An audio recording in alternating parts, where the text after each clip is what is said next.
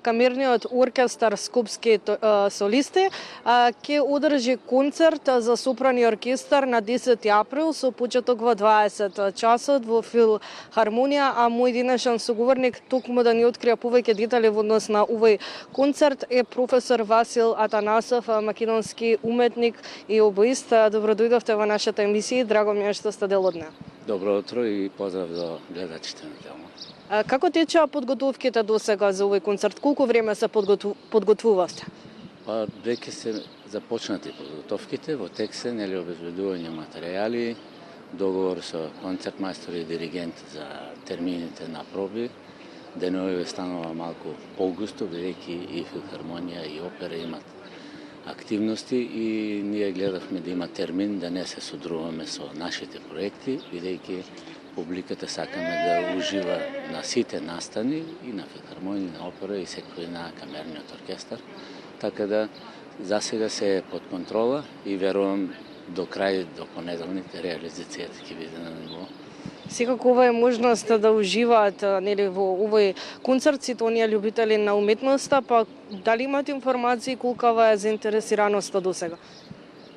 Билетите се продаваат преку онлайн МК Тикетс и на билетара на филхармонија пред концертот. Има за сега е одличен, интересот е добар, поготово што вие знаете дека имаме задоволство да настапи нашата изворедна сопранистка Ивана Здравкова, која живее и работи во Виена, и нашата диригентка која деновиве славеше 20 години јубилеј, Бисера Чадловска. Тоа се едни две прекрасни дами и уметници кои имаат високо професионално ниво и за овој настан подготвивме една фантастична убава програма. Јас би рекол ова е како празничен концерт, бидејќи сега е едниот Великден во католичкиот свет, а една недела покасно е нашиот православниот и има убава програма, допадлива.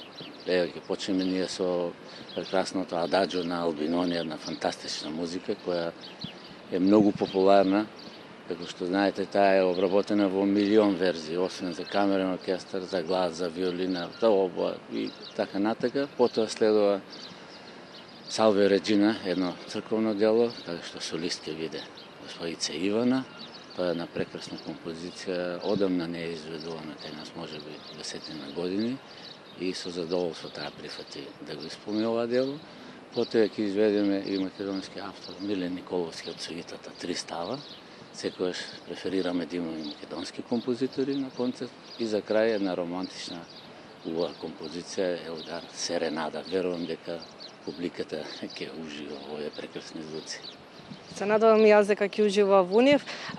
Верувам дека гледачите ги интересира нешто повеќе за почетоците на скопските солисти, па кажете ми кога за прв пат настапуваат на сцена? Беше одамна. Мора да кажам дека ние сме формирани 2000 година со идеја моја и уште на неколку колеги која ја прифатија, и оркестарот е составен од познати искусни музичари, но и млади колеги наши кои дипломираат или се на прак на диплома, бидејќи тие бараат свое место во оркестрите, а тоа е многу убаво да се свири камерна музика. Јас тргнав од тоа дека кај нас недостасуваат ансамбли во камерната музика, поготово камерен оркестар, и ние го направивме тоа порник на загребачки и софиски солисти, московски и така натаму. И за среќа успеваме, 23 години, имаме одлична поддршка од Министерството за култура, понекогаш се појавуваат и некои спонзори.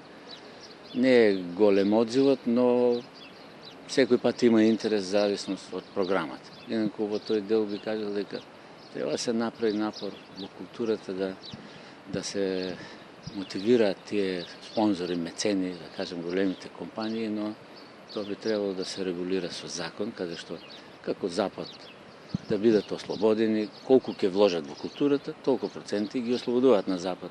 По повеќето држави таму нема некој специјален закон за култура, него законот за финансии кажува по сферата на културата, спортот, ослободувањето е толку. Во културата знам дека 100% и така да тие што не поддржуваат им благодариме, но најголема поддршка ми се колегите од оркестарот и верната публика која стално доаѓа на нашите концерти.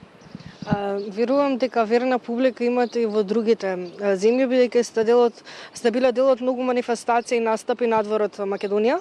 Каде се имате настапувано? И според она што можев да го истражам, исто така сте соработувате и со други хорови? Да, ние имаме соработка со сите врвни македонски уметници. Скоро сите настапувале и мене ми е драго. Едно време, неколку години направивме еден циклус подиум на млади истакнати уметници кои добиваат награди на меѓународни конкурси, да ги активираме, но нели фати пандемијата, малку економска криза повеќе и тоа се прекина. Аз верувам дека следната година ќе има можност пак. Инаку сме гостувале во Србија, во Бугарија и одзивот бил одличен. Добивме одлични критики, направивме 3 компакт дискови во живо, инаку долги години го правивме познатиот Божикин концерт кој беше традиционален, но за жал од несреќни околности тој беше прекинат од субјективни причини, мора да кажам, но не би коментирал.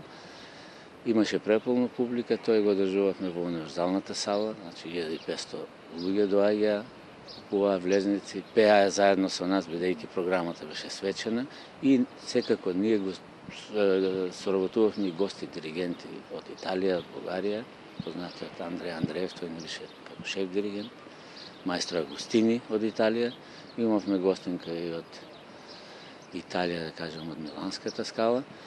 Нашите познати уметници сите настапувале и тоа беше едно големо задоволство и искуство и доживување за сите уметници. Кога се бара карта повеќе за таков концерт, тоа е навистина убав настан и задоволство, бидејќи тие божикни концерти носе една комплетна радост на празник и таа песна Божикна тивка ноќ, да ја пее цела сала, тоа е прекрасно, така да публиката беше задоволна, не наградува со безброј аплаузи, имаше бисеви и така натака.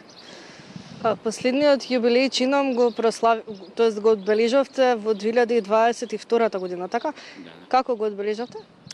21 беше, пандемиски беше, многу беше така. Но се надевам тоа не ве сопри. Не, за среќа успеавме. Ентузијазмот се уште ме држи и тогаш гостин беше нашиот тенор кој работи во Италија, Благој Нацовски, познати уметници. Тома Атанасов, обоистот и госпожа Весна Гиновска, првенка на операта. Нацовски имаше желба да настапи, бидејќи првиот концерт го имаше со нас, промоција во Македонија.